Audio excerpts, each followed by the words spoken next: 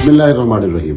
Doctor عادل خان صاحب ناموس صحابہ، ناموس اہل بیت کی عزت کا قانون لینے کے لیے اپنے مدرسے سے نکلے اور قانون کی بجائے خون میں نہا کر وہ واپس آ گئے اور ان کی قبر جامعہ فاروقیہ فیز 2 میں بن چکی ہے۔ قبر کی گیلی مٹی اور ان کے بدن سے نکلنے والا خون کا ایک ایک قطرہ حاکم وقت سے یہ پوچھ رہا ہے، کیا صحابہ اکرام کی ناموس کا قانون مانگنے والے کو اسی طرح خون میں نہلایا جاتا ہے؟ تو وقت کا حاکم جواب دیتے ہوئے یہ کہتا ہے کہ ڈاکٹر عادل صاحب، آپ کے قتل میں ملوث را کے ایجنٹس ہیں اور ہم ان قریب ان تک پہنچ جائیں گے۔ وزیر اعظم صاحب، را کے ایجنٹس جنہوں نے گزشتہ کل ڈاکٹر عادل صاحب کو شہید کیا وہ نامعلوم ہیں، لیکن را کے وہ ایجنٹ جنہوں نے کراچی کی شاہراہوں پر 10 محرم الحرام کو حضرت معاویہ اور حضرت ابو سفیان پر بکواس کی وہ تو معلوم ہے۔ لاہور کے اندر پریس کانفرنس کر کے جن لوگوں نے صحابہ اکرام کی ناموس پر حملے کیے وہ را کے ایجنٹس تو نامعلوم نہیں، وہ تو معلوم ہے۔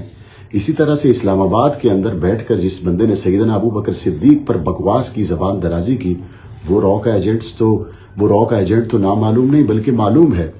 ہم آپ کے بیان کے ساتھ متفق ہیں، لیکن ہم صرف دیکھنا یہ چاہتے ہیں جو نامعلوم ایجنٹس تھے ان کے لیے تو آپ کوشش کر رہے ہیں، لیکن معلوم ایجنٹس کے خلاف آپ نے اب تک کتنی کارروائی کی اور اس کے لیے آپ کتنے سنجیدہ ہیں؟ صرف کراچی کے علماء اہل سنت کا نہیں، دنیا بھر کے علماء اہل سنت کا یہ سوال ہے کہ ڈاکٹر عادل جیسا شخص، جہاں دیدہ، یونیورسٹیز میں پڑھانے والا، ملیشیا اور انڈونیشیا کے اندر دینی درسگاہوں کو قائم کرنے والا، پاکستان کے اندر ہزاروں علماء اکرام کے استاذ جس طرح سے کراچی کی شاہراہوں پر بے دردی کے ساتھ شہید کر دیے گئے ہیں، لوگ پوچھتے ہیں ڈاکٹر عادل کا جرم کیا تھا؟ اور جواب دینے والی دنیا جواب یہ دیتی ہے، اس نے ابو بکر کی عزت کا قانون مانگا تھا۔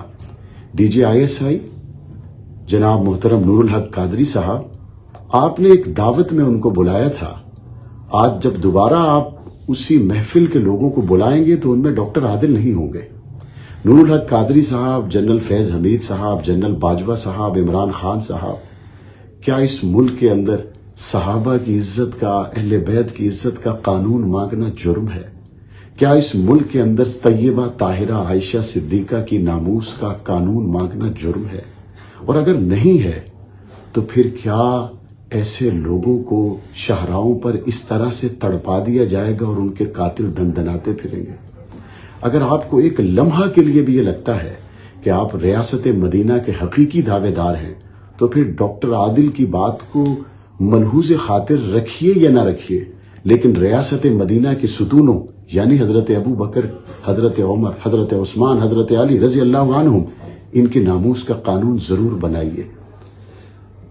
ہمارے پاس وہ الفاظ نہیں ہیں جس سے ہم اپنے صدمے کا اظہار کر سکیں، ہمارے پاس وہ الفاظ نہیں ہے جس سے ہم اپنی اس تکلیف کا احساس کر سکیں، لیکن ایک بات طے ہے، گالی نکالنے میں اور گولی چلانے میں ہمیشہ کی طرح آج بھی ایک مخصوص طبقے نے پہل کی ہے۔ صحابہ کرام کو پہلے گالی دی، اہل سنت نے پرامن احتجاج بھی کیے اور FIRs بھی کٹوائی۔ صحابہ کرام کو گالی دینے والے نے پھر گولی بھی چلائی اور اہل سنت نے ہزاروں لاکھوں کی تعداد میں جنازہ بھی اٹھایا اور تدفین بھی کر دی۔ اس سے بڑا اہل سنت کی طرف سے امن کا میسج نہ کبھی تھا، نہ ہے، نہ ہو سکتا ہے۔ دلیل جب قاتل کے پاس نہیں ہوتی تو وہ گالی اور گولی سے فیصلہ کرتا ہے۔ ہم کھڑے ہیں تو کسی دلیل پر کھڑے ہیں، ہم گالی اور گولی پر نہیں، ہم صدیق کی صداقت پر، فاروق کی عدالت پر، عثمان کے حیا اور علی کی شجاعت پر کھڑے۔ وقت آئے گا جب ڈاکٹر عادل شہید رحمۃ اللہ علیہ جیسے ہزاروں علماء کرام اور عوام اہل سنت کا خون رنگ لائے گا اور میرے ملک پاکستان کے اندر ناموس صحابہ، ناموس اہل بیت کے لیے قانون سازی ہوگی انشاءاللہ، اور ان قریب ہوگی اور بہت جلدی ہوگی۔